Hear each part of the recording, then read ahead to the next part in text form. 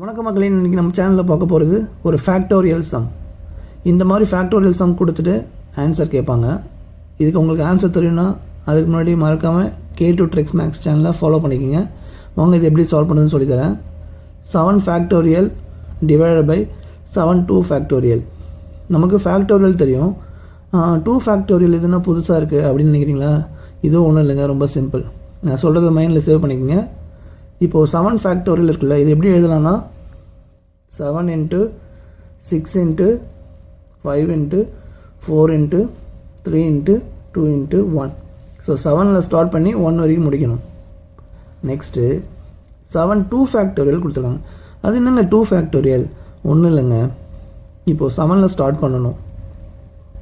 2 factorial கொடுத்துருந்தாங்கன்னா ஒரு number நடுவில் விடணும். இப்போது 6 விடணும், 4 விடணும், 2 விடணும்.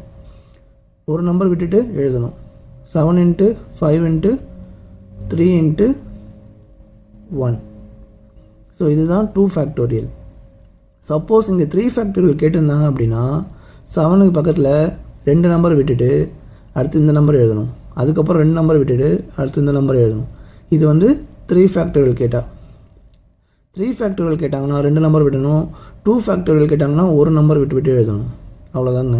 இப்போது கேன்சல் பண்ணலாமா? 7 7 கேன்சல் ஆகிடும், 5 5 கேன்சல் ஆகிடும், 3 3 கேன்சல் ஆகிடும், 1 1 கேன்சல் ஆகிடும். இப்போ என்னென்ன நம்பர் இருக்குது? 6 4 2. 6 4s are 24. 24 into 2 48.